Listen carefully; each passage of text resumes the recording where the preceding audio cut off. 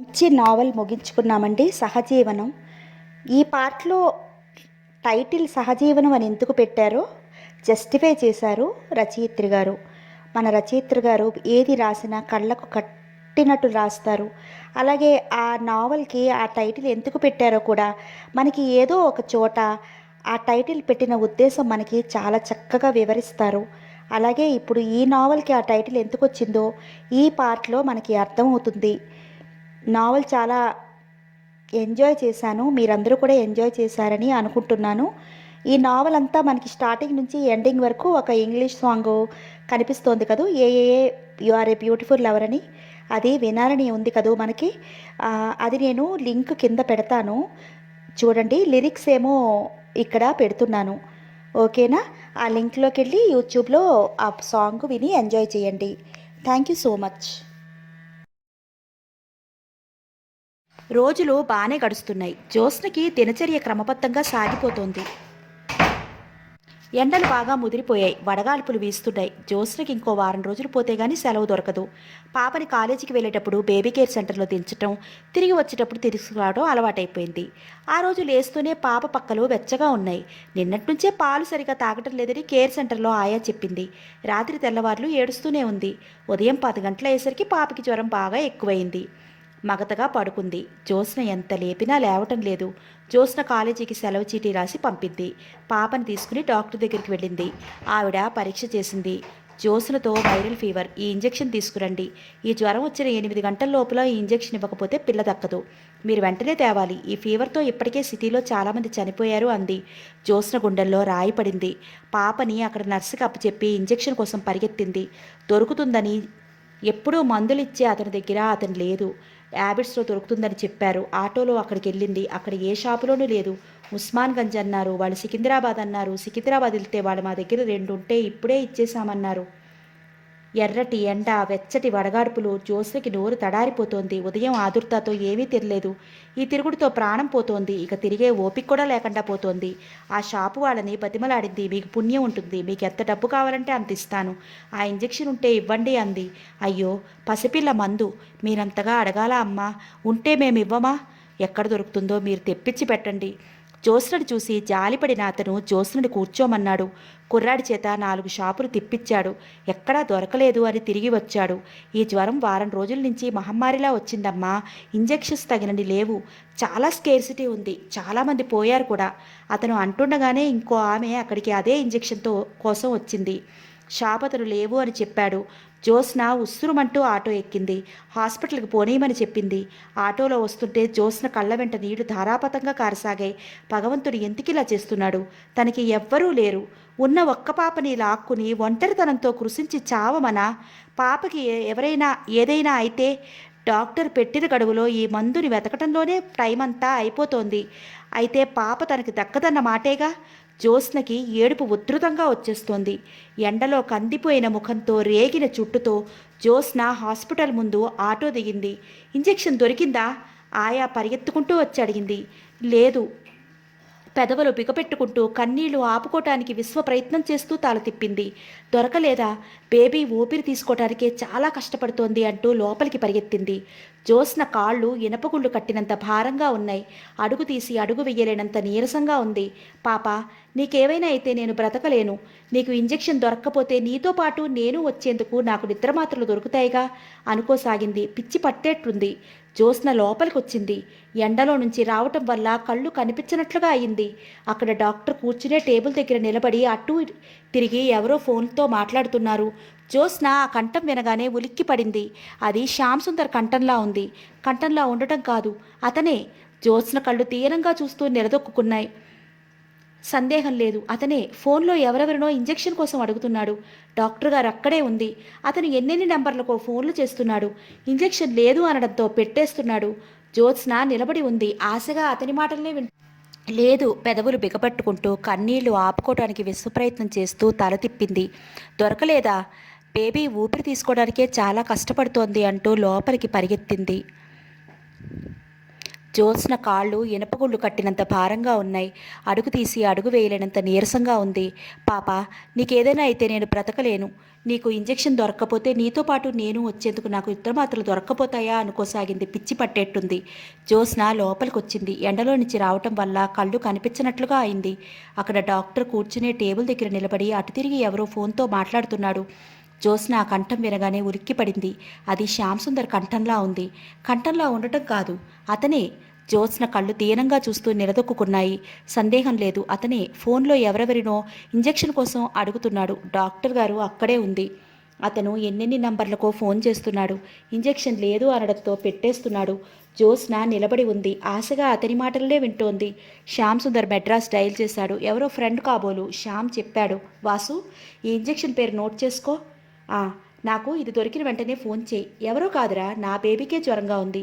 చాలా సీరియస్గా ఉంది. ఈ ఇంజెక్షన్ దొరకపోతే బ్రతికేటట్టు లేదు. ఓకే ఓకే, నేను ఇక్కడే ఈ ఫోన్ దగ్గరే ఉంటాను. వెంటనే చెప్పు. త్వరగా రా, ఆలస్యం చేయకు. ఆజ్ఞాపించినట్లుగా అని పెట్టేశాడు. అతడు కూర్చోలేదు, వెనక్కి తిరిగాడు. జ్యోత్స్న కనిపించింది. ఒక్క నిమిషం ఒకరినొకరు చూసుకుంటూ నిలబడిపోయారు. అతను పిచ్చివాడిలా పడిలిపోయిన ముఖంతో ఉన్న జ్యోత్స్నను చూస్తూ ఉన్నాడు. జ్యోత్స్న కూడా అతన్నే చూస్తోంది. అతని ముఖంలో కంగారు, భయం స్పష్టంగా కనిపిస్తున్నాయి. పాపకి జ్వరంగా ఉందని తనెంత ఆదుర్దా పడుతోందో అంతకి రెట్టింపు ఆదుర్దా పడుతున్నాడు అతను. డాక్టర్ గారు చెప్పింది. సారీ జ్యోత్స్న, నువ్వు మందు కోసం వెళ్ళి ఇన్ని గంటలైనా రాలేదు. బేబీ విషయం నాకు భయంగా ఉంది, అందుకని శ్యామ్ సుందర్కి ఫోన్ చేశాను. ఆవిడని ఇంతలో ఆయా పిలవడంతో లోపలికి వెళ్ళింది. జ్యోత్స్న అక్కడ బొమ్మలా నిలబడింది. పాప అక్కడ ఉయ్యాలలో ఉంది. ఆక్సిజన్ పెట్టారు. జ్యోత్స్న ఉయ్యాల పట్టుకుని అలాగే చూస్తూ నిలబడింది. శ్యామ్ సుందర్ కూడా ఉయ్యాలకు అటువైపు వచ్చాడు. చెయ్యి చాచి నుదురు తాకి చూశాడు. నిట్టూర్చాడు. ఆ తర్వాత అక్కడ ప్యాంటు జేబులో చేతులు పెట్టుకుని అటు ఇటు తిరగసాగాడు. అతడు మెడ్రాస్ నుంచి ఫోన్ కాల్ కోసం వెయిట్ చేస్తున్నాడు. అరగంట తర్వాత ఫోన్ మోగింది. అతడు ఆదుర్దాగా వెళ్ళి తీశాడు. మెడ్రాస్ నుంచి ఫోన్ చేశాడు. ఇంజెక్షన్ దొరికిందట. దొరికిందా? థ్యాంక్ యూ వెరీ మచ్ అన్నాడు. అతని నూతుడి నిండా చెమటలు పట్టి ఉన్నాయి. కానీ ఇంజెక్షన్ పంపటం ఎలా అని వాడు అడుగుతున్నాడు. అతను క్షణం ఆలోచించాడు. ఆ వెంటనే చెప్పాడు, చూడు, ఎయిర్పోర్ట్లో నా ఫ్రెండ్ ఒకతనున్నాడు. పేరు చక్రవర్తి. నువ్వు వెళ్ళి అతనికి ఇది ఇవ్వు. 5:30కి ప్లేన్ బయలుదేరుతుంది. ఇక్కడికి 6:30కల్లా వచ్చేస్తుంది. త్వరగా వెళ్ళు. నేను అతనికి ఫోన్ చేస్తానులే. టైం ఎక్కువ లేదు, నువ్వు వెంటనే బయలుదేరాలి అంటూ ఊదరపెట్టినట్టు చెప్పాడు. ఆ తర్వాత అతను మెడ్రాస్ ఎయిర్పోర్ట్కి ఫోన్ చేశాడు. ఫోన్లో చక్రవర్తి దొరకగానే విషయం చెప్పాడు. అతడు పంపే ఏర్పాటు చేస్తానని చెప్పాడు. అరగంట తర్వాత శ్యామ్ సుందర్ మళ్ళా ఫోన్ చేశాడు. వాసు వచ్చాడా లేదా అని. వాసు వచ్చాడు, ఇంజెక్షన్ ఇచ్చాడు. అది పైలట్ స్వామినాథన్కి ఇచ్చాను. ప్లేన్ బయలుదేరింది, జాగ్రత్తగా తెస్తున్నాడు. నువ్వు ప్లేన్ టైంకి వెళ్ళి అతనికి నీ పేరు చెప్తే ఇంజెక్షన్ ఇస్తాడు అని చెప్పాడు. Okay, thank you so much అన్నాడు. అతను టైం చూసుకున్నాడు. పాప ఉయ్యాల దగ్గరికి వచ్చి నిలబడ్డాడు. పాప ఊపిరి పీల్చడం తగ్గినట్టుగా ఉంది. డాక్టర్ని పిలిచాడు. ఆవిడ పరీక్ష చేసింది. ఇంకో గంటలో ఇంజెక్షన్ వచ్చేస్తుంది అని చెప్పాడు. చూద్దాం మన అదృష్టం ఎలా ఉందో అంది. జ్యోత్స్న ఉయ్యాలని ఆనుకుని శిలాప్రతిమలా నిలబడింది. జ్యోత్స్నకి చెయ్యి కదిపే శక్తి కూడా లేనంత నీరసంగా ఉంది.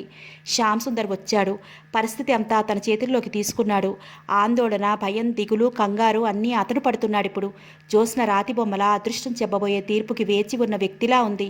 శ్యామ్ సుందర్ని చూస్తే ఏదో చెప్పలేని హాయి కలుగుతోంది. ఆందోళన కాస్త తగ్గింది. ఒంటరితనం హఠాత్తుగా మాయమైంది. అరగంట తర్వాత శ్యామ్ కారు తీసుకుని ఎయిర్పోర్ట్కి వెళ్ళిపోయాడు. జ్యోత్స్న అలాగే కూర్చుని ఉంది. టైముని ఒక్కొక్క నిమిషాన్ని కాలం అనే రాక్షసి మింగేస్తోంది. జ్యోత్స్నకి భయం వేస్తోంది. ప్లేను అక్కడ మెడ్రాస్లో అసలు బయలుదేరిందా? ఏదైనా ట్రబుల్ వచ్చి మళ్ళీ వెనక్కి తిరిగి వెళ్ళిపోలేదు కదూ. తను శ్యామ్ ఒకసారి మెడ్రాస్ నుంచి వస్తుంటే అలాగే అయింది. బెల్టులు నడుంకి కట్టుకోమన్నారు. ప్లేన్ బయలుదేరింది, ఆకాశంలోకి ఎగిరింది. మళ్ళీ వెనక్కి తిరిగి రన్వే మీద పరిగెత్తి ఎయిర్పోర్ట్లోకి వచ్చి ఆగింది. అందరూ ఆశ్చర్యంగా ఏమిటి అంటే ఏదో ఇంజిన్ ట్రబుల్ అన్నారు.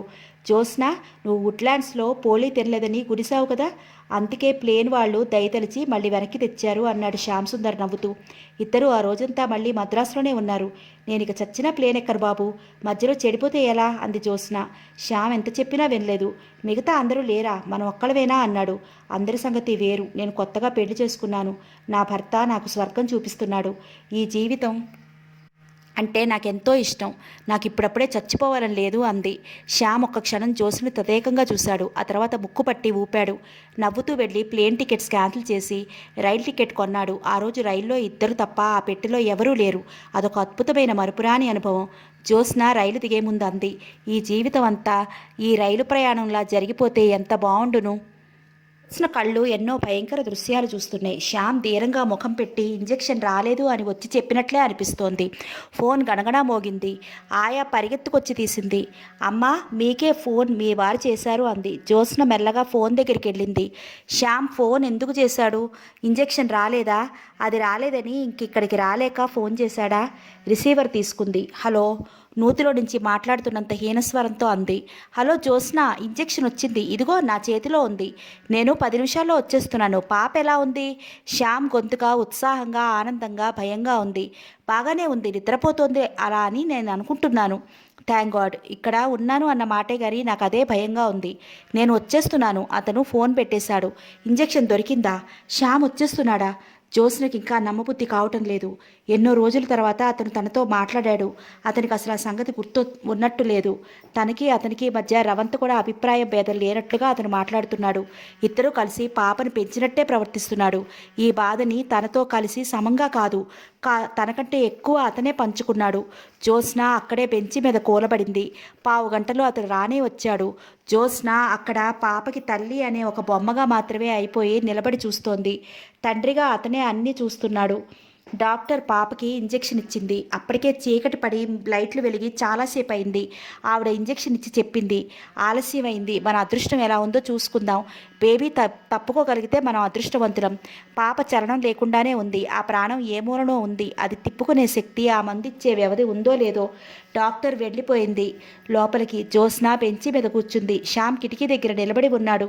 అతని ముఖం చూస్తే మరణయాత్ర పడుతున్న వాళ్ళ ఉన్నాడు. తను చేయగలిగిందంతా చేసి ఫలితం కోసం వేచి చూస్తున్న నిస్సహాయుడైన వ్యక్తిలా నిలబడి ఉన్నాడు. ఇద్దరూ ఎడముఖంగా ఎవరి బాధని వారే అనుభవిస్తున్న వారిలా ఉన్నారు. ఇంతలో లోపల నుంచి గొల్లున ఏడుపు వినిపించింది. ఇంకో పిల్లాడికి కూడా ఇదే జ్వరం. ఆ పిల్లాడు పోయాడు. ఆ తల్లిని విలపిస్తోంది. 15 గంట తర్వాత ఆ తల్లి ఏడుస్తుండగా ఆ పిల్లవాడిని బంధువులు అక్కడి నుంచి తీసుకెళ్లారు. ఊరుకో, నీకు వాడు రుణం లేడు అంతే అంటూ ఆ తల్లిని ఓదారుస్తున్నారు. జ్యోత్స్న కళ్ళు పత్తికాయల్లా చేసి వాళ్ళనే చూస్తోంది. శ్యామ్ కూడా ఇటు తిరిగి వాళ్ళనే చూస్తున్నాడు. అతని కళ్ళలో చెప్పలేని విషాదం, సానుభూతి గూడు కట్టుకుని ఉంది. వాళ్ళు వెళ్ళిపోయారు. హాస్పిటల్ నిశ్శబ్దం అయింది. జ్యోత్స్న ఒక్కసారిగా చేతుల్లో ముఖం దాచుకుని ఏడవసాగింది. శ్యామ్ తిరిగి చూశాడు. హృదయ విదారకంగా ఏడుస్తోంది జ్యోత్స్న. అతను క్షణంసేపు తటపటాయించాడు. తర్వాత మెల్లగా అడుగులో అడుగు వేసుకుంటున్నట్లుగా జ్యోత్స్న కూర్చున్న బెంచి దగ్గరికి వచ్చి అభిముఖంగా నిలబడ్డాడు. జ్యోత్స్న పిలిచాడు. అతని కంఠం ఎలాగో ఉంది. జ్యోత్స్న పలకలేదు. జ్యోత్స్న, ధైర్యం తెచ్చుకో. మనం చేయగలిగిందంతా చేశాం. మన కృషితో ఎప్పుడూ జీవితం నడవదు. పైన ఒకడున్నాడే, అతని ఆశీర్వాదం కూడా కావాలి కదా. జ్యోత్స్న తలెత్తి చూసింది. ఆ కళ్ళు ఎర్రబడి ఉన్నాయి. ముఖం నలిగిపోయి ఉంది. ఆ కళ్ళల్లో ఆత్మవిశ్వాసం లేదు, ధైర్యం లేదు, తెగింపు లేదు, మొండితనం లేదు. ఆ చూపులు చాలా బేలగా ఉన్నాయి, నిస్సహాయంగా ఉన్నాయి, దీనంగా ఉన్నాయి. జ్యోత్స్న, అతను మళ్ళీ అన్నాడు. జ్యోత్స్నను చూస్తుంటే అతనికి జాలి వేస్తోంది. ఆ పిలుపుతో ఏమైందో జ్యోత్స్నకి తెలియదు. హఠాత్తుగా అతని నడుం చుట్టూ చేతులు పెరవేసింది. అతని పొట్టలో ముఖం దాచుకుంది. మరుక్షణంలో ఏడుపు ఉధృతమై వరదలా వచ్చేసింది. ఆ భయంకరమైన వరదలో జ్యోత్స్న కోపం, పట్టుదల, అలక, తెగింపు, ధైర్యం, అలసట అన్నీ కొట్టుకుపోసాగినాయి. అతను జ్యోత్స్న తల మీద చెయ్యి వేసి నిమిరాడు. ఆ స్పర్శ ఎంతో హాయిగా ఉంది. అతని సాన్నిహిత్యం కొండంత బలమిస్తోంది. అతని కంఠధ్వని ఎండలో వదిలిన వాళ్ళకి శీతల ఛాయ దొరికినట్లు సేద తీరుస్తోంది. జ్యోత్స్న తల అతనికి పొట్టకి మరింత అదుముకున్నట్లుగా అయింది. శ్యామ్, నన్ను క్షమించు అప్రయత్నంగా అనేసింది. అతను ఇక ఉండలేకపోయాడు. జ్యోత్స్న పక్కనే కూర్చుని జ్యోత్స్న తలని ఒడిలోకి లాక్కున్నాడు. ఆ నిమిషంలో అతనికి జ్యోత్స్న ఒక చిన్న పిల్లలా కనిపించింది. వద్దన్న పనిచేసి ఇబ్బంది పాలయ్యి తల్లి దగ్గరికి తిరిగి వచ్చి బేలగా చూస్తూ మౌనంగా తన తప్పు ఒప్పుకున్న పిల్లలా ఉంది. శ్యామ్ తగ్గు స్థాయిలో అన్నాడు, చూసావా జ్యోత్స్న, మనం ఒక్కోసారి ఎవరితోనూ ఎలాంటి అవసరం లేదు అనుకుంటాం. ఒంటరిగా బ్రతకగలం అనుకుంటాం. మనిషి ఎప్పుడూ ఒంటరిగా మనలేడు. జ్యోత్స్న, ఉదాహరణకి పాపకు కావలసిన ఈ మందే చూడు. ఆ మందు మన చేతిలోకి రావటానికి ఎంతమంది ఎన్ని రకాలుగా కష్టపడితే వచ్చిందో గమనించు. మందు దొరికినా డాక్టర్ సహకరించాలి. డాక్టర్ వేరు, మందు తయారు చేసేవాళ్ళు వేరు, సిరంజి చేసేవాళ్ళు వేరు, అది కడిగే ఆయా వేరు, ఆ నర్సింగ్ హోమ్ కట్టించిన వాళ్ళు వేరు. ఇంతమంది జనం కూడితే ఈ హాస్పిటల్లో పాపకి మనం వైద్యం చేయించగలుగుతున్నాం. జ్యోత్స్న, మనిషి జీవితంతో రాజీ పడాలి, సాటివారితో సహజీవనం అలవర్చుకోవాలి. ఇంట్లో మనిషికి మనిషికి మధ్య బయటికి వెళితే మనిషికి లోకానికి, మనిషికి సంఘానికి సహజీవనం కావాలి. అది లేకపోతే జీవితం ఏకాంకి బ్రతుకు అవుతుంది. ఆ ఒంటరితనం భరించలేం. జ్యోత్స్న అతని మాటలు వింటూ ఉండిపోయింది. జ్యోత్స్న అతను చెప్పే ప్రతి మాట అక్షరం పరమసత్యమని తెలిసింది.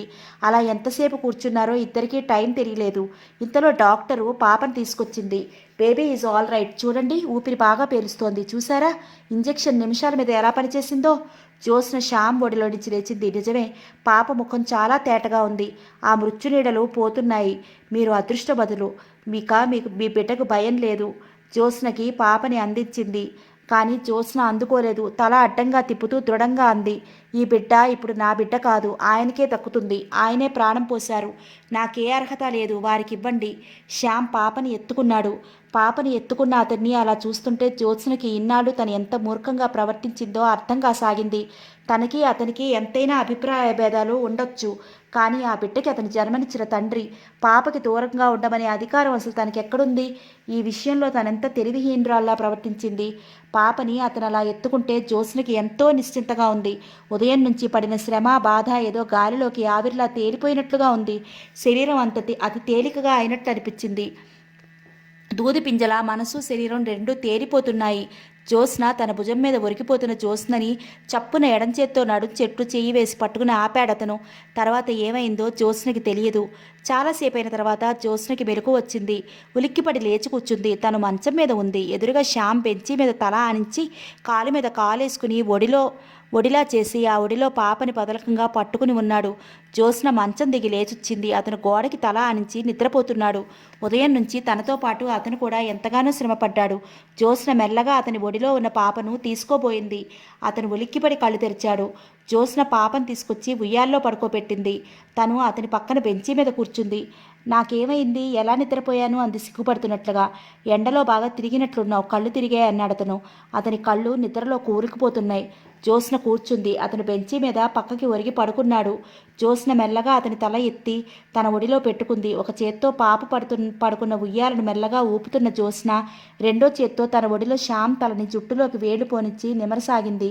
జ్యోత్స్నకి ఎంతో హాయిగా ఉంది. పాప 2 రోజుల్లో బాగా కోలుకుంది.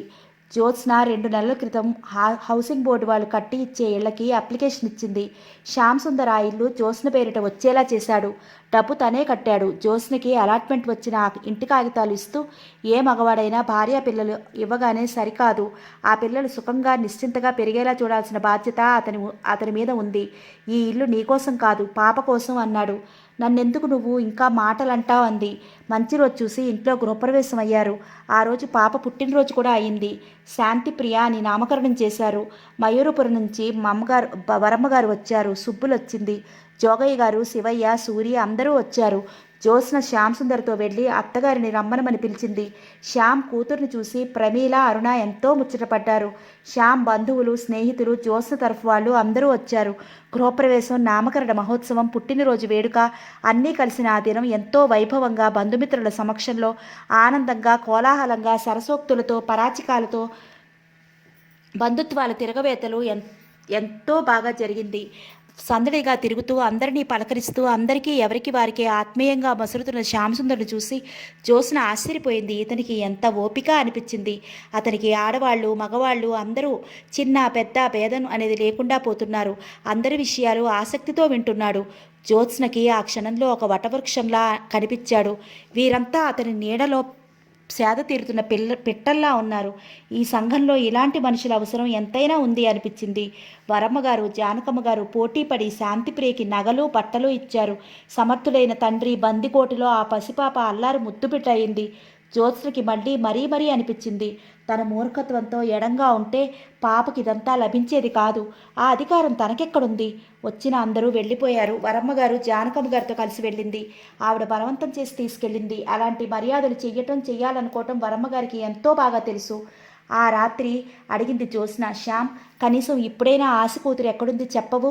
నేనేమీ చెయ్యను, దూరం నుంచి ఒక్కసారి కళ్ళారా చూసి వచ్చేస్తాను. నా పాప ఇంత గారాభంగా ఆనందంగా పెరుగుతోంది. ఒకవేళ ఆశ కూతురు కష్టాలు పడుతుంటే ఈ ఆనందం నాకు మిగలనే మిగలదు. శ్యామ్ ఏమీ అనలేదు. జేబులో నుంచి చిన్న డైరీ తీశాడు. అందులో అతని ఫ్రెండ్స్ ఫోన్ నెంబర్లు, అడ్రస్లు ఉంటాయి. జ్యోత్స్నకి ఆ డైరీ కొత్తదేం కాదు.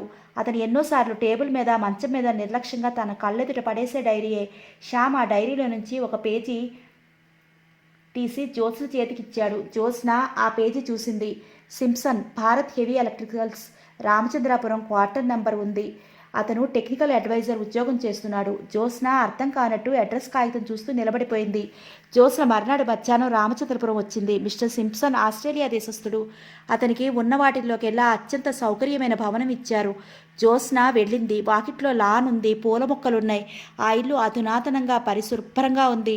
జ్యోత్స్న అక్కడ పనివానికి తన భర్త పేరు ముందు శ్రీమతి చేర్చి చీటీ ఇచ్చింది. అతను లోపలికి వెళ్ళి వచ్చాడు. అతని వెంట ఒక ఆమె వచ్చింది. ఆమె విదేశీ వనిత. తెల్లగా, లావుగా, స్లీవ్లెస్ గౌన్తో, ఎత్తు చెప్పులతో ఉంది. జ్యోత్స్నను చూడగానే ఎంతో మర్యాదగా లోపలికొచ్చి కూర్చోమని ఆహ్వానించింది. తను పాపని చూడటానికి వచ్చానని చెప్పింది జ్యోత్స్న. పాప? ఓ, శ్యామ్ సుందర్ ఇచ్చిన బేబీయా? జాయ్ని చూడటానికే వచ్చారా అంటూ నౌకరు వైపు తిరిగి జాయ్ పైన ఆడుకుంటోంది. సింప్సన్తో చెప్పి తీసుకురా అని చెప్పింది. నౌకరు తల ఊపి వెళ్ళాడు. తనని మిస్సెస్ సింప్సన్గా పరిచయం చేసుకుంది. శ్యాముల గురించి అడిగింది. లోపలికి వెళ్ళి నౌకరుతో టీ పట్టించుకుని వచ్చింది. జ్యోత్స్న టీ తాగుతుండగా ఇంతలో మేడ మీద నుంచి మిస్టర్ సింప్సన్ వచ్చాడు. అతని మెడ మీద మేకపిల్లలా ఒక 2 సంవత్సరాల పాప ఉంది. అతను ఏదో అంటుంటే ఆ పాప కిలకిలా నవ్వుతూ ఓ డాడీ అంటోంది. మిస్సెస్ సింప్సన్ అతన్ని జ్యోత్స్నకి పరిచయం చేసింది. ఆ పాపను చూపించింది. ఆంటీకి గుడ్ ఆఫ్టర్నూన్ చెప్పు అంది. ఆ పిల్ల సిగ్గుగా చెప్పి మళ్ళీ తండ్రి బడికి ఖర్చుకుపోయింది. జాయ్ అని మేము పేరు పెట్టుకున్నాం. మాకు పిల్లలు లేరు. మేము ఇక్కడ పాపను పెంచుకోవాలని అనుకున్నాం. మా ఫ్రెండ్స్ ఈ పాపను తీసుకొచ్చి ఇచ్చారు. మాకు ఎంతో సంతోషాన్ని కలగచేసింది. అందుకని జాయ్ అని పేరు పెట్టుకున్నాం. చాలా అల్లరి పిల్ల. She's a very intelligent girl అంది ఆవిడ. జ్యోత్స్న టీ తాగటం మర్చిపోయినట్లుగా ఆ పాపనే చూస్తోంది. ఎంత బాగుంది, ఎంత ఆరోగ్యంగా, ఎంత బొద్దుగా ఉంది. ఆ బుగ్గలు పుష్టికరమైన ఆహారం తింటున్నట్లుగా యాపిల్ పళ్ళలా ఉన్నాయి. పెదవులు ఆరోగ్యంగా ఎర్రగా ఉన్నాయి. చేతులు, కాళ్ళు బొత్తుగా ఉన్నాయి. లేసు ఉన్న అందమైన ఫారిన్ ఫ్రాక్ వేసుకుంది. జుట్టు కత్తిరించి ఉంది. అన్నిటికంటే ముఖ్యంగా ఆ పసిముఖంలో ఆనందం వెలిగిపోతోంది. బాధ, ఆకలి అంటే తెలియని వాతావరణంలో పెరిగినట్లుగా స్పష్టంగా తెలుస్తోంది. జ్యోత్స్న చేతులు చాచి రమ్మనమని పిలిచింది. పాప ముఖం తిప్పేసింది. రాలేదు. మిస్టర్ సింప్సన్ జాయ్ని వెళ్ళమని బలవంతం చేశాడు. జాయ్ వెళ్ళలేదు. ఆయన్ని ఖర్చుకుపోయింది. జ్యోత్స్నకి ఎంతో ఆనందం వేసింది. తన జీవితంలో ఇంతవరకు ఎన్నడూ చూడని మహా అద్భుతం గమనిస్తున్న దానిలా వివసురాలైనట్లుగా కూర్చుండిపోయింది. మిసెస్ సింప్సన్ చెప్తోంది. కొత్తలో మేము అలవాటు చేసుకోవడానికి చాలా శ్రమపడ్డాం. పాలు తాగేది కాదు, మమ్మల్ని చూస్తే ఏడ్చేది. నేను ఆయా ఎలాగో తంటాలు పడి మారేమి చేసుకున్నాం. మేము ఈ పాపను తీసుకునే ముందు శ్యామ్ సుందర్తో ఒక షరతు పెట్టాం. కనీసం ఒక ఏడాదిన్నర పాటు ఈ పాపను చూడటానికి ఎవరూ రాకూడదు అన్నాం. అతను ఆ షరతుకి ఒప్పుకున్నాడు. ఎవరూ రారని చెప్పాడు. మీరు రావటమే నయమైంది. మేమే అతనికి ఫోన్ చేద్దాం అనుకుంటున్నాం. ఎందుకంటే ఇక్కడ ఆఫీసులో మేము వచ్చిన పని పూర్తయింది. మేము ఈ వారంలో వెళ్ళిపోతున్నాం. జ్యోత్స్న పాపనే చూస్తోంది. ఆ పాపకి తల్లిదండ్రుల దగ్గర నుంచి ప్రేమ పుష్కలంగా లభిస్తోంది. తను ఇప్పుడు అవసరం లేదు. కొద్దిసేపు కూర్చున్న తర్వాత జ్యోత్స్న వెళ్ళటానికి లేచింది. మేం వెళ్లే లోపల మళ్ళీ కనిపిస్తామంది ఆవిడ. జ్యోత్స్న తిరిగి వచ్చేసింది. ఇంటికి వచ్చేసింది. జ్యోత్స్న మనసు ఎంతో హాయిగా ఉంది. ఏదో పెద్ద మోయలేని భారం దించేసుకుంటున్నట్లుగా ఉంది. ఎంత మంచి పని చేశాడు శ్యామ్ సుందర్. తను అతన్ని అర్థం చేసుకోలేకపోయింది. ఎంత మహోన్నతంగా ప్రవర్తించాడు. అది సంగతి. వాళ్ళు షరతు పెట్టారు కాబట్టి, వాళ్ళకి మాట ఇచ్చాడు కాబట్టి తనకి పాప ఎక్కడుందో చెప్పలేకపోయాడు. అతను మొదటి నుంచి తన మీద నమ్మకం ఉంచమని అంటూనే అన్నాడు. కానీ తానే నమ్మలేకపోయింది. అతన్ని నమ్మలేకపోవటం అనేది తన అల్పత్వం. మొదటి నుంచి అతను గంభీర మనస్కుడే, లోతైన మనసు కలవాడే. ఎంత సంస్కారవంతుడు. తను అతన్ని అర్థం చేసుకోలేక అతని జీవితం నానాపీపత్సం చేసింది. జ్యోత్స్నకి తన ప్రవర్తన గురించి తెలిసిన కొద్దీ సిక్కువేయసాగింది. ఎంత భరించాడతను. అతనికి అంత సహనం ఎలా వచ్చింది? తన మీద ప్రేమ వల్లేనా? జ్యోత్స్నకి ఏడుపు వచ్చేసింది. పొరపాటైంది, క్షమించు అని తను ఒక్క మాట అంటే అతను పడిన బాధ పోతుందా? ఏం చేస్తే తను చేసిన తప్పు ప్రక్షాళనవుతుంది. బామ్మ అన్నమాట ఎంత యథార్థం. అతని భార్య అని చెప్పుకోవటానికి కూడా అర్హత లేదేమో. జ్యోత్స్న ఇంటికి వచ్చింది. శ్యామ్ సుందర్ పని ఒత్తిడి మూలంగా ఇంటికి కాస్త ఆలస్యంగానే వస్తున్నాడు. అతనికి వేడినీళ్ళు స్నానానికి సిద్ధంగా ఉంచింది. ఇస్త్రీ పంచే లాల్చి మంచం మీద పెట్టింది. భోజనానికి టేబుల్ మీద అన్నీ సర్ది అతని రాక కోసం వేచి చూడసాగింది. ఉయ్యాలలో నిద్రపోతున్న పాపని చూస్తూ, తల్లి, అలాంటి తండ్రికి పుట్టిన నువ్వు ఎంత అదృష్టవంతురాలివి అనుకుంది. రాత్రి పొద్దుపోయిన తర్వాత శ్యామ్ సుందర్ వచ్చాడు. వేడి నీళ్లు స్నానం చేసి వచ్చేసరికి జ్యోత్స్న ఇస్త్రీ బట్టలు అందించింది. అతను వేసుకుని భోజనానికి వచ్చాడు. జ్యోత్స్న వడ్డిస్తోంది. అన్నం, కూర, సాంబారు వేడిగా ఉన్నాయి. అతనికి ఎంతో హాయిగా అనిపించింది. మగవాడికి పెళ్లి అనేది ఎంత అవసరమో బాగా అర్థమైనట్లుగా ఉంది. అలసిపోయి ఇంటికి వచ్చిన అతనికి కంటికి రెప్పలా కాపాడుతున్నట్లు అతని అవసరాలను గమనించి సమకూరుస్తోంది. అతను నోరు తెరిచి అడగకుండా అన్నీ సమకూరుతున్నాయి. అతనికి ఎంతో హాయిగా ఉంది.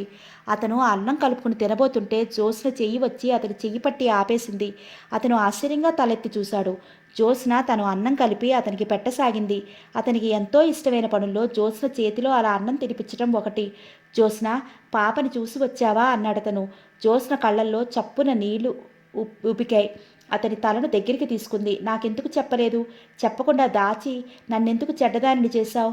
జీవితం నేను నరకం చేసుకుని నిన్ను నరకంలో పెట్టాను. నాకు నాకు ఒక్క మాట ఇలా అని చెప్పు ఉంటే. అతని భుజం మీద తలదాచుకుంది. అతను జ్యోత్స్న గడ్డం పట్టి ఎత్తాడు. చెప్పలేదని ఇప్పుడు నిష్ఠూరం చేస్తున్నావు, కానీ చెప్పి ఉంటే అప్పుడు ఆ వేడిలో నా మాట నువ్వు వినేదానివా? వాళ్ళ దగ్గరికి వెళ్ళి పోట్లాడి నానారభస చేసి జాయ్ని తీసుకొచ్చేసేదానివి కదా. నిజమే. జ్యోత్స్న అతని మాటని కాదనలేకపోయింది. అప్పట్లో అతను చెప్పి ఉంటే అక్షరాల తను అదే పని చేసి ఉండేది. జ్యోత్స్నని చేయి పట్టుకుని కూర్చోపెట్టుకుని చెప్పాడతను. పాపని నువ్వు ఎవరికి ఇవ్వనవని నాకు గాఢంగా అర్థమైంది. నా ఫ్రెండ్స్లో ఒకరు ఇలా తనకి తెలిసిన సింప్సన్ దంపతులు పిల్లని పెంచుకోవడానికి వెతుకుతున్నారని చెప్పాడు. నేనే నీకు ఆ మాట చెప్పి ఎలా ఒప్పించడమా అని ఆలోచిస్తున్నాను. ఇంతలో ఆ గొడవ జరిగింది. ఇక వెనక ముందు ఆలోచించలేదు. పిల్లని తీసుకెళ్ళి ఇచ్చేశాను. ఆ పిల్లని అలా ఇవ్వడంలో ముఖ్యమైన ఉద్దేశం ఉంది. ఆ పాప మన దగ్గరే పెరిగి పెద్దదవుతుందనుకో. పెంచడానికి నాకేం అభ్యంతరం లేదు, కానీ పాప గతం నీడలా ఆమె వెంటే వస్తుంది. అందరూ పెళ్లి కాని తల్లికి పుట్టిన బిడ్డ అని ఈసడిస్తూనే ఉంటారు. అది ఆ చిన్నారి మనసు మీద మానసికంగా ఒక విపరీతమైన పరిణామం తేవచ్చు. మనం తనకి ఉపకారం చేస్తున్నామని ఇదొక భారంగా భావించవచ్చు. ఆ పాపని ఈ విషవలయం నుంచి తప్పించాలని ఆరాటపడ్డాను. తను స్వేచ్ఛగా, సుఖంగా, సంతోషంగా బ్రతకగలిగే అవకాశం దొరికింది. అందులోకి తనని ఎగరేయాలని అనుకున్నాను. జ్యోత్స్న, నేను ఈ విషయంలో చాలా బాధ పెట్టిన మాట నిజమే, కానీ వాళ్ళు షరతు పెట్టడంలో తప్పనిసరి అయింది. జ్యోత్స్న మోకాళ్ళ మీద కూలబడి అతని ఒడిలో తలదార్చుకుంది. శ్యామ్, నేను నిన్ను అర్థం చేసుకోలేకపోయాను, నన్ను మన్నించు అంది. శ్యామ్ జ్యోత్స్నని చేతులు పట్టి లేవదీశాడు. పాప పుట్టిన తర్వాత మాత్రం నేనిక భరించలేకపోయాను జ్యోత్స్న, నేను నరకయాతన పడ్డాను అన్నాడు. కొద్దిసేపు అయిన తర్వాత జ్యోత్స్న వంట ఇల్లు సర్ది తలుపులు వేసొచ్చింది. శ్యామ్ మంచం మీద పడుకున్నాడు. అతను మేలుకునే ఉన్నాడు. జ్యోత్స్న కూడా పడుకుంది. అతను జ్యోత్స్న వైపు తిరిగాడు. జ్యోత్స్న అతని తలని 2 చేతులతో ఎత్తి తన గుండెల మీద పెట్టుకుంది. ఎంత హాయిగా ఉందో తెలుసా అన్నాడు అతను. జ్యోత్స్న చెయ్యి చాచి మంచం పక్కనే టేబుల్ మీద ఉన్న టేప్ని ఆన్ చేసింది. అందులో తక్కువ వాల్యూమ్లో a you are a beautiful lover అని పాట వినిపించసాగింది. శ్యామ్ సుందర్ జ్యోత్స్న గుండెల మీద తల ఆనించి పడుకుని పాట వింటున్నాడు. అతని జుట్టులోకి వేలు పోనిచ్చి ఒక చేత్తో నిమురుతోంది జ్యోత్స్న. మరో చెయ్యి అతని భుజాల మీద వేసి నిమురుతోంది. ఇద్దరూ మాట్లాడటం లేదు, మౌనంగా ఆ పాటను వింటున్నారు. ఆ నిశ్శబ్దంలో, ఆ ఏకాంతంలో ఎంతో హాయి ఉన్నట్లు అనిపించసాగింది. ఆ పాట వింటుంటే అనిపిస్తోంది ఇద్దరికీ తొలి యవ్వనపు ఆకర్షణ. ఆ వయసు తొందర ఊరికే జలపాతం లాంటిది. ఆ హోరులో ఇంకేదీ వినిపించదు. తర్వాత పెళ్ళయి సంసార జీవితం గడిపి పిల్లలతో ఇద్దరి జీవితాలు అనుబంధపు ముడిపడిన తర్వాత విశాలమైన ప్రదేశాల్లో నెమ్మదిగా ప్రశాంతంగా ప్రవహించే నదిలా ఉంటుంది. ఆ యవ్వనపు ఆకర్షణ కంటే ఈ ప్రశాంతత, ఈ నిశ్చింతత, ఇవే మనిషికి అపురూపమైనవి, హాయి కలిగించేవిను. ఇదే సంపూర్ణ జీవితం. జ్యోత్స్నకి అదే మరీ అనిపించసాగింది. 18 సంవత్సరాల అనంతరం శ్యామ్ సుందర్ రాష్ట్రంలోకెల్లా ప్రసిద్ధి చెందిన ఇంజనీర్ అయ్యాడు. అతను ప్రభుత్వానికి సమర్పిస్తున్న ప్లాన్స్ అత్యంత ఆసక్తిదాయంగా ఉంటున్నాయి. ప్రభుత్వంతో కలిసి అతను కొన్ని ఇళ్ళు, కొన్ని అధునాతన వసతి గృహాలు నిర్మిస్తున్నాడు. అతి కష్టంగా ఉన్న చోట నదికి డ్యామ్ని ఎలా నిర్మించాలో అతనికి సులువైన విద్య. అతను ప్రభుత్వపు యంత్రాంగంలో పనిపతి గల ఒక ముఖ్యమైన వ్యక్తి అయ్యాడు.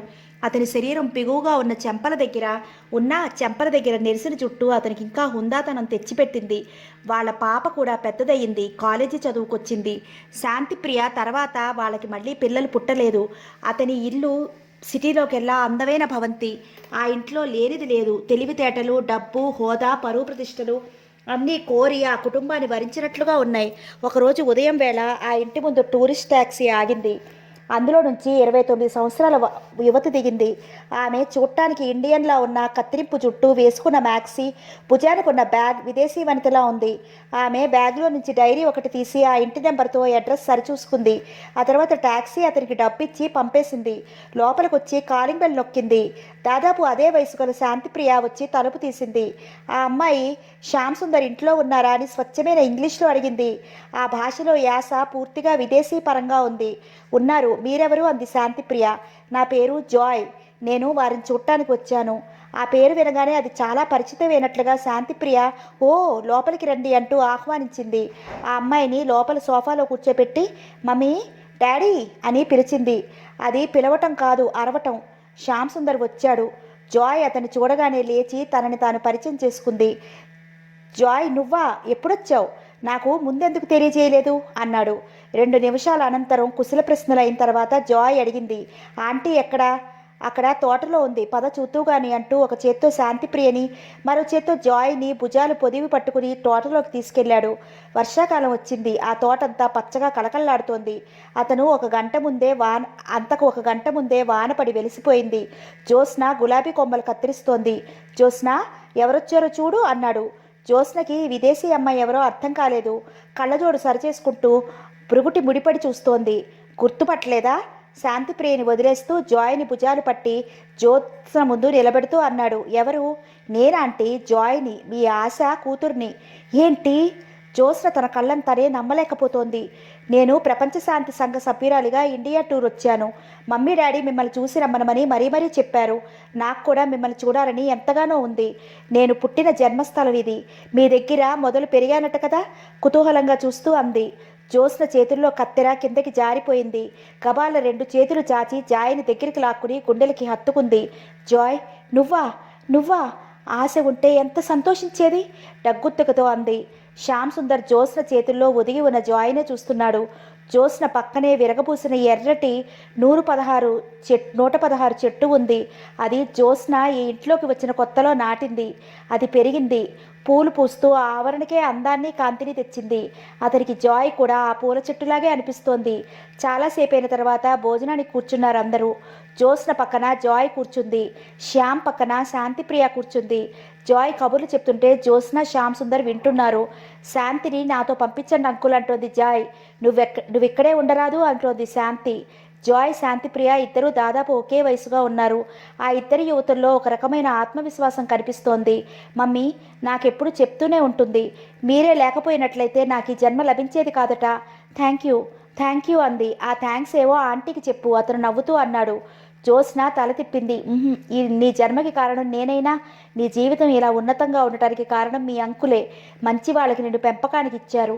అది నాకు చెప్పకుండా ఉండటం కోసం ఎన్ని బాధలు పడ్డారో అంది జ్యోత్స్న. మీ ఇద్దరికీ నా కృతజ్ఞతలు తల వంచుతూ అంది జాయ్. జ్యోత్స్నకి ఎంతో సంతోషంగా ఉంది. చెప్పలేనంత సంతోషంగా ఉంది. సింప్సన్ దంపతులని ఈ దేశం నుంచి వెళ్ళిపోబోయే ముందు శ్యామ్ సుందర్ వాళ్ళని తమ ఇంటికి భోజనానికి పిలిచాడు. అప్పుడు క్లుప్తంగా ఆ పాప జీవితం గురించి చెప్పాడు. మిసెస్ సింప్సన్ లేచి వచ్చి జ్యోత్స్న చేతులు పట్టుకుంటూ, నేను కూడా నీతో ఐక్యభవిస్తాను. మాతృత్వం అనేది మనకి సృష్టి ఇచ్చిన వరం. మనం దీనికోసం బాగా పోరాడాలి అంది. జ్యోత్స్న ధైర్యం అతనికి ఎంతో నచ్చింది. తర్వాత వాళ్ళు వెళ్ళిపోయారు. మిసెస్ సింప్సన్ చచ్చిపోయి 2 ఏళ్ళయింది. అడపాదడపా ఉత్తరాలు వస్తూ ఉండేవి. అవి కూడా ఆగిపోయాయి. శ్యామ్ సుందర్కి, జ్యోత్స్నకి కూడా జాయ్ని చూస్తుంటే ఎంతో ఆనందంగా అనిపిస్తోంది. తాము పెంచిన ఈ మొలక ఎంత పెద్దదయింది. మాట్లాడిన ఆ కొద్దిసేపట్లోనే జాయ్కి చాలా స్థిరమైన అభిప్రాయాలు ఉన్నట్లు తెలుస్తోంది. శాంతిప్రియ జాయ్ని తన గదిలోకి వెళ్దాం రమ్మనమని పిలిచింది. ఇద్దరూ చెయ్యి కలుపుకుని వెళ్తుంటే జ్యోత్స్నకి శ్యామ్ సుందర్కి చెప్పలేనంత సంతోషంగా అనిపించింది. ఇద్దరూ ఆమెను చూస్తుండిపోయారు. గదిలో శాంతిప్రియ తల్లిదండ్రులకు ఇష్టమైన పాట అని చెబుతూ టేప్ ఆన్ చేసింది. అందులో నుంచి you are a beautiful lover పాట వినవస్తోంది. ఆ పాట వినగానే జ్యోత్స్న లేచి వచ్చి శ్యామ్ సుందర్ ఒడిలో కూర్చుని అతని గుండెలకి తల ఆనించుకుంది. శ్యామ్, నాకెంత ఆనందంగా ఉందో తెలుసా అంది. నాకు కూడా ఈరోజు జాయ్ని చూస్తుంటే అనిర్వచనీయమైన ఆనందంగా, తృప్తిగా అనిపిస్తోంది అన్నాడతను. నేను నీకెలా కృతజ్ఞత చెప్పాలి? ఆశ ఆత్మకి ఎంతో శాంతి కదూ అంది. అతను మాట్లాడలేదు. జ్యోత్స్న తల నిమురుతూ ఉండిపోయాడు. జ్యోత్స్న ఇలా దగ్గరికి వస్తే అతనికి 18 సంవత్సరాల దాంపత్యం జీవితం గడిపినట్టే ఉండదు. ఆమె సాహచర్యంలో అతనికి శాంతి, ప్రేమ, ఆనందం ఎన్నో లభించాయి. ఆమె ఇచ్చే ఈ ప్రేమ కోసం తను ఎన్నైనా భరించగలడు అనిపిస్తోంది. దూరంగా శాంతిప్రియ గదిలో నుంచి నవ్వులు వినిపిస్తున్నాయి. అవి పూల జల్లుల్లా మతాబుల్లా ఆ ఇంటిని ఆనంద సౌరభంతోనూ శాంతిమయంగానూ చేస్తున్నాయి. ఇంకొక మంచి నవలతో మళ్ళీ కలుసుకుందామండి. Thank you so much for listening.